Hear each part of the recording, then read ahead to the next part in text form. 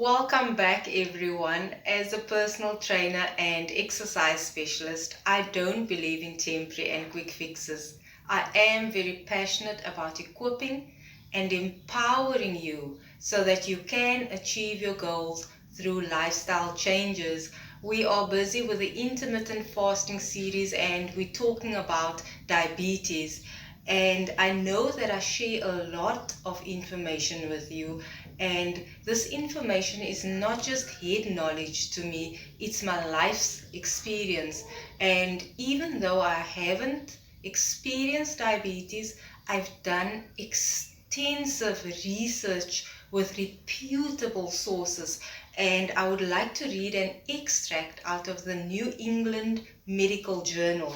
It says preclinical studies and clinical trials have shown that intermittent fasting has broad spectrum benefits for many health conditions such as obesity, diabetes, cardiovascular disease, cancers, and neurological disorders. It also says intermittent fasting, 24-hour fasting 3 times a week, reversed insulin resistance in patients with prediabetes or type 2 diabetes.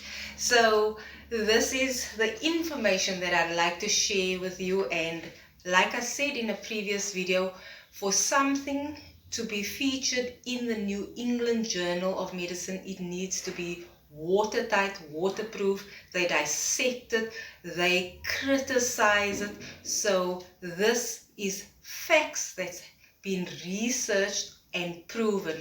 So we're talking about understanding diabetes, and the last video I spoke about, I said I will talk more about homeostasis. So blood sugar is not the problem. Most people think because they have high blood or low blood sugar that is the problem, but that's not the problem. We need to understand that this is an overloading problem and not a blood sugar problem. What are we overloading? We are overloading on the foods that stimulate insulin. When we eat foods that trigger insulin, primarily sugars and carbs, then the production of insulin goes up, and we are eating 3 to 6 times a day, and then insulin production goes up 3 to 6 times a day, and insulin then starts pushing blood sugar into the cell, and the cell is very grateful at first for this fuel, but then eventually when the cell has had enough fuel, it starts resisting that fuel. It starts closing down. It says, I can't use so much fuel. This is too much. So when there's more and more fuel coming in, the cell is going to be very smart. It's going to be intelligent. It's going to say enough is enough. I'm starting to close down the gate, and it closes the gate, it closes the door, so it doesn't get flooded with all that fuel. That's what insulin resistance is.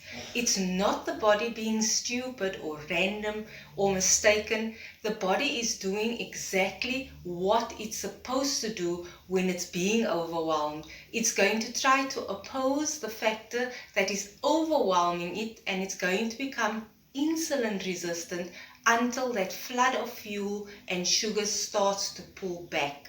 High blood sugar and diabetes and digestive problems are imbalances in the body that develops over time because we're pushing the body, and the body is adapting to respond to what we're pushing into the body. It's adapting to new conditions that we have placed on our bodies. So type 2 diabetes is a physiological adaptation.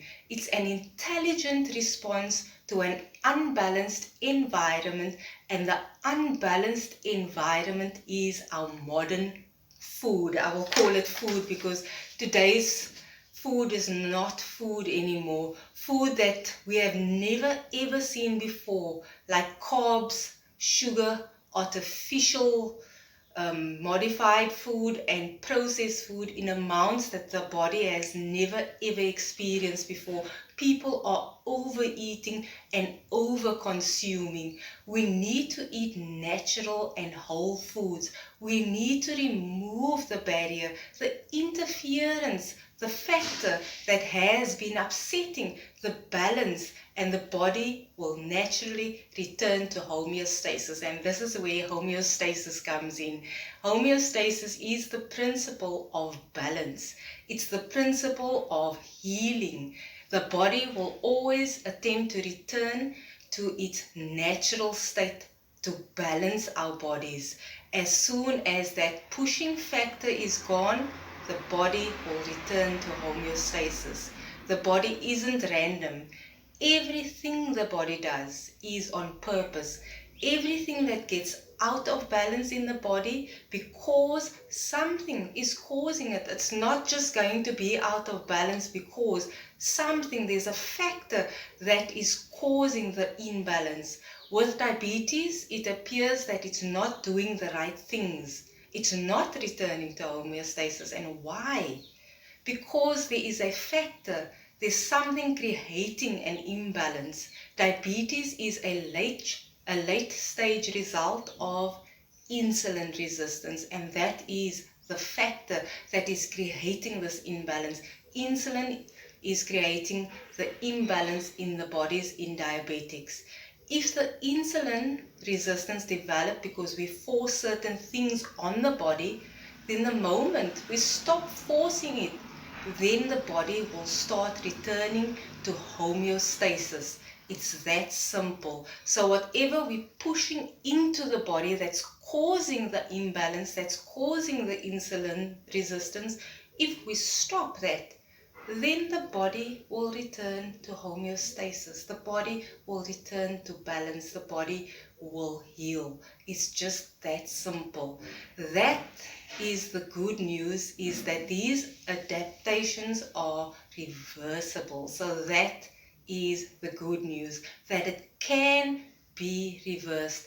And once we start understanding this, then all that it comes down to is that we want to reduce or reverse the factors that forced the adaptation in the first place. And the next topic I'm going to be addressing is insulin resistance. How to reverse insulin resistance, because diabetes and insulin resistance goes hand in hand, and that will be our next topic. So thank you everyone for joining me today. I always love being with you. If you have any questions, please feel free to ask. You can comment or inbox me, and always remember, you can achieve all your goals through commitment, discipline, and perseverance. I will see you in the next video.